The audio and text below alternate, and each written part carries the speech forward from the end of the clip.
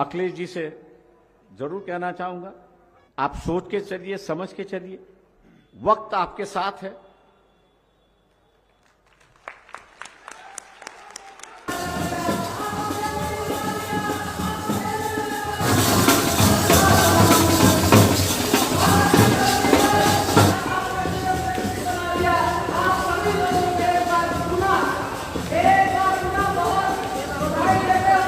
भोजन टीवी देख रहे हैं आप और इस वक्त हमारे साथ मौजूद हैं बाबा साहेब अम्बेडकर के पौत्र प्रकाश अम्बेडकर जी और महाराष्ट्र की राजनीति का जाना माना चेहरा है। तो सर, आज संविधान दिवस के उपलक्ष्य में जो आपने संबोधन किया लखनऊ के इस मंच से, आपने कहा कि पहले कभी भी इस तरह से संसद के अंदर संविधान दिवस को नहीं मनाया गया था। इसे कैसे देखते हैं आप? देखिए, मैंने बता दिया कि 20 साल संसद रह चुका हूँ। वहाँ 26 नवंबर कभी मनाया नहीं गया, ना कोई फूल माला चढ़ाने आए उस संविधान पे। आज पहली बार जो है प्राइम मिनिस्टर 2 जगह कार्यक्रम कर रहे हैं, एक सेंट्रल हॉल में कर रहे हैं और एक विज्ञान भवन में कर रहे हैं। इसके पीछे का उद्देश्य क्या लगता है आपको? देखिए, जिनके मन में काला है वो आज बाहर निकल के आ गए। ये आरएसएस संविधान बदल रही है। ये एक बड़ी खुशी की बात है कि 20 साल में पार्लियामेंट में रहा, लेकिन कभी भी 26 नवंबर का दिन जो है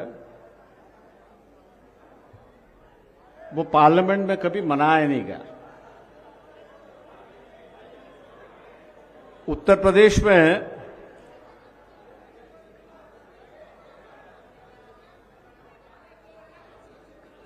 पहली बार 26 नवंबर का कार्यक्रम लखनऊ में हो रहा है और तुरंत ही सरकार ने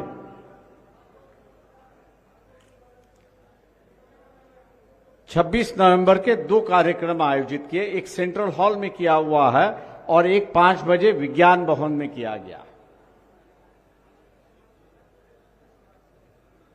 हम लोग गलतफहमी में नहीं रहना चाहिए।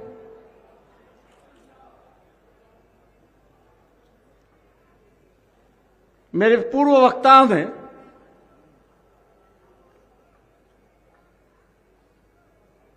आज इस संविधान के सम्मान के रैली में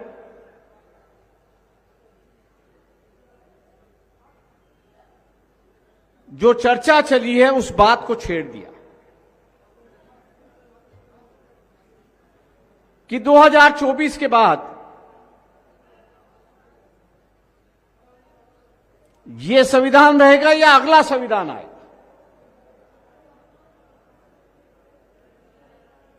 जहां तक मेरी जानकारी है, अटल बिहारी वाजपेयी जब प्राइम मिनिस्टर थे तो संविधान समीक्षा समिति बनाई गई थी। उस वक्त ही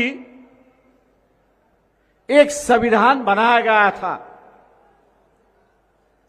प्रेस वालों के माध्यम से मुझे उसकी एक कॉपी मिली।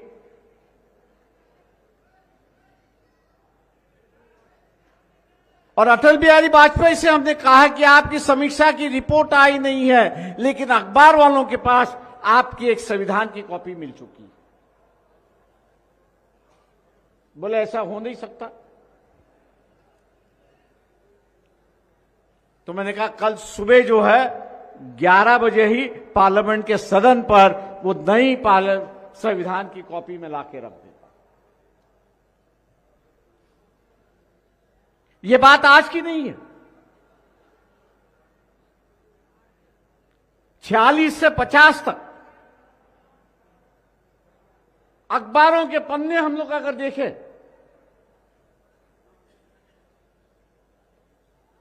या आरएसएस का जो अखबार है पांचगन्य, उनको अगर हम लोग देखें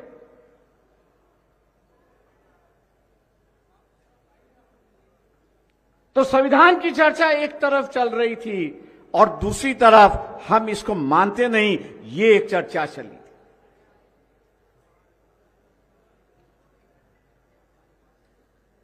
सरदार पटेल गृह मंत्री थे, लेकिन उस वक्त जो लिखा पड़ी हुई आरएसएस और सरदार पटेल के बीच में वो गैजेट बनाया गया और 3 चीजों की जिक्र की गई।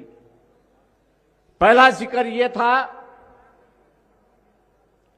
कि 15 अगस्त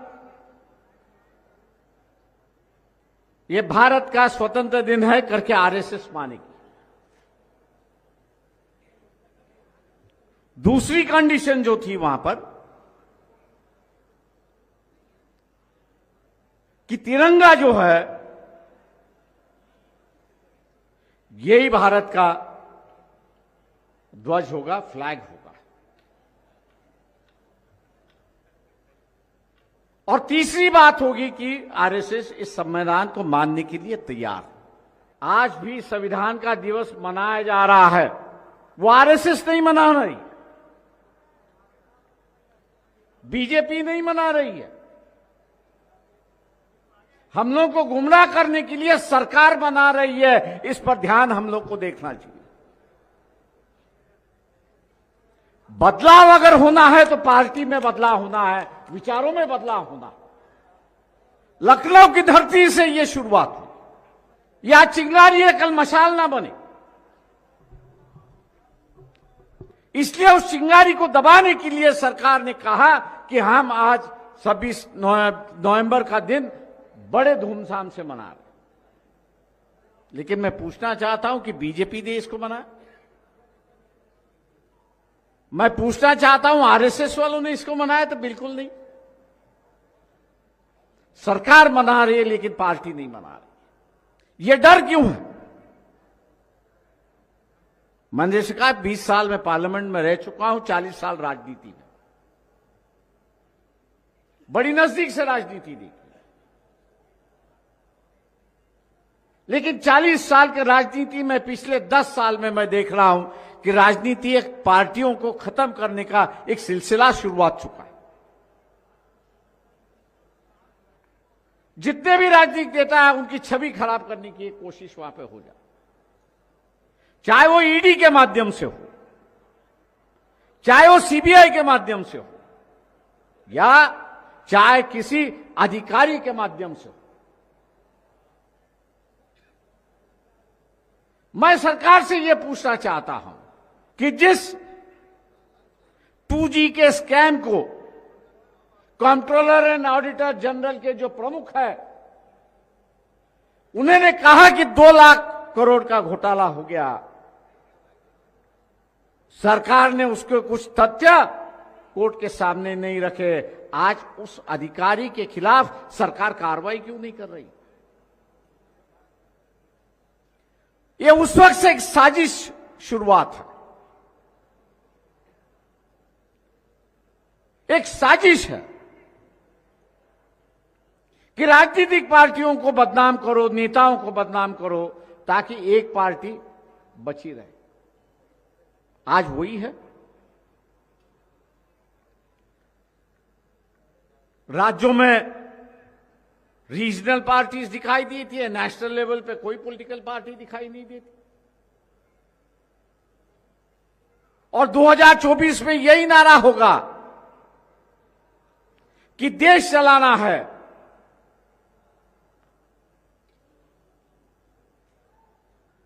कोई नेशनल पार्टी बची नहीं है, इसलिए कमल को मोहर लगाओ। हम लोग को इससे बचना है। 2024 का दिल्ली का रास्ता जो है वो उत्तर प्रदेश से गुजरता है। मैं आज यहां पर बैठे बीएसपी के नेता है, बहन मायावती है, चंद्रशेखर आजाद है, इनसे भी आग्रह कर रहा हूं, ये अपनी लड़ाई नहीं है।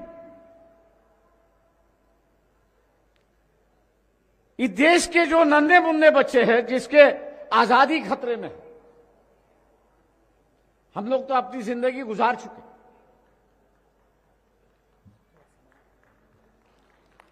हम लोग तो अपनी जिंदगी गुजार चुके हैं। उन बच्चों का क्या होगा जिस तरह की आजादी हम लोग ने महसूस की, क्या उनकी उस आजादी को हम बरकरार रखेंगे? हम लोग संविधान पे खतरा कहते हैं, लेकिन आरक्षण पे खतरा आ चुका है। उत्तर प्रदेश के हाईकोर्ट में अगर किसी ने अगर अर्ज कर दी कि जो पंचायत के जो चुनाव हुआ है, उस पंचायत के चुनाव में जो आरक्षित वर्ग आ चुका है उसके आंकड़े नहीं है, इंपीरियल डेटा नहीं है, तो खारिज करने के अलावा कोई रास्ता नहीं है, क्योंकि सुप्रीम कोर्ट ने कहा है कि जब तक आपके पास इंपीरियल डेटा नहीं है तब तक आप पॉलिटिकल आरक्षण लागू नहीं कर सकते।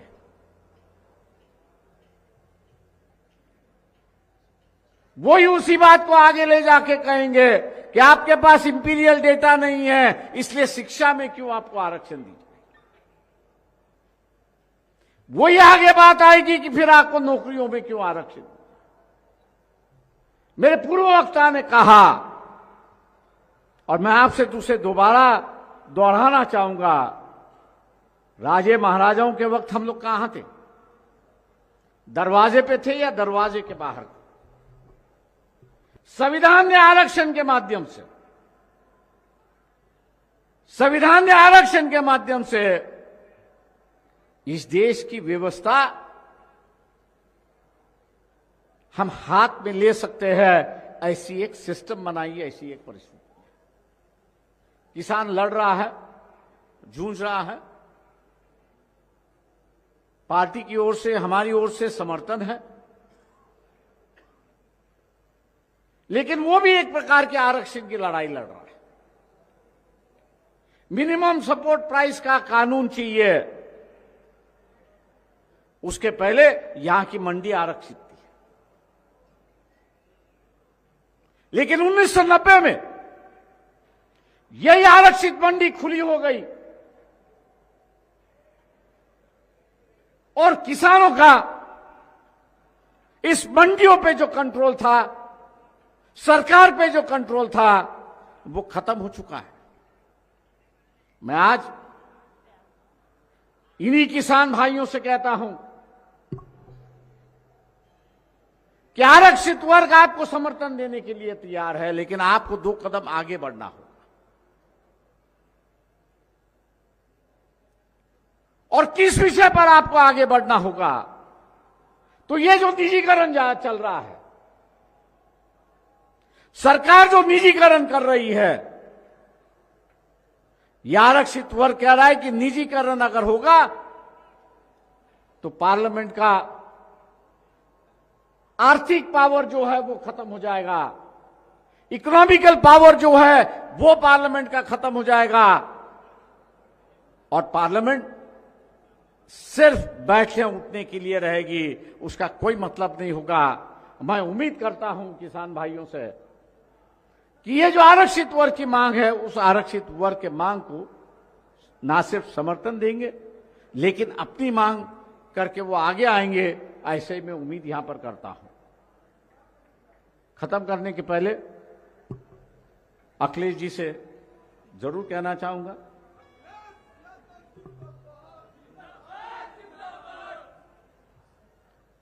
आप सोच के चलिए, समझ के चलिए, वक्त आपके साथ है।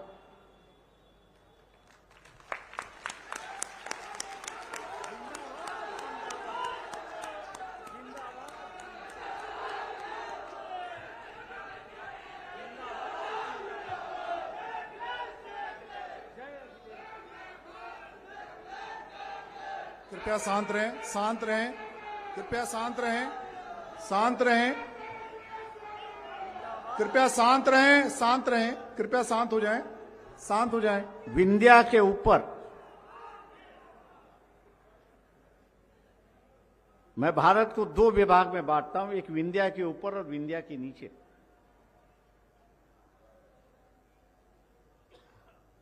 विंध्या के नीचे जो है कर्नाटक है, महाराष्ट्र है, तेलंगाना है, आंध्र प्रदेश है, तमिलनाडु है, केरला है। इनकी अपनी अलग अलग भाषा है, लेकिन विंध्या के ऊपर जो है मध्य प्रदेश है, उड़ीसा है, उत्तर प्रदेश है, बिहार है, राजस्थान है, हरियाणा है। इनमें कम से कम एक भाषा बोली जाती है। और इन्हीं इलाकों में देखा जाए, मैंने इसलिए कहा कि सोच समझ के चलिए, एक इशारा करके जाऊंगा कि आपकी उम्र का कोई अभी बचा नहीं है, ऐसी परिस्थिति है। जो है वो आपके 15 साल ऊपर के है या 15 साल नीचे के है। और चिंता इसी बात की है कि हर एज गैप में जो पॉलिटिकल लीडर होना चाहिए हर किसी पार्टी में, वो आज दिखाई नहीं देता। मैं लगभग 70 साल का होने जा रहा हूं। हम लोगों के वक्त ये कभी गैप नहीं था। उसको भरने के लिए कोई ना कोई तो भी हमेशा रहता रहा। लेकिन समाज के राजनीति अगर हम लोग फंस गए तो इंसानियत की राजनीति को हम लोग भूलते हैं। और इंसानियत की राजनीति को हम लोग जब लेके चलेंगे तब ही इस देश को हम जो है इकट्ठा रख सकते हैं। और इंसानियत जो है वो ही समाज की एक भाषा होनी चाहिए, ऐसा मैं मान के चलता हूं। मैं दोबारा इस बात को दोहराऊंगा कि संविधान बचाना ये हम लोगों की जिम्मेदारी है। यंगर जनरेशन जो है यही संविधान से बच जाएगी, नहीं तो नई व्यवस्था में कैसी नई गुलामगिरी आएगी बता नहीं सकते। इन्हीं लफ्जों के साथ मैं आपका विराम देता हूं। जय भीम, जय भारत।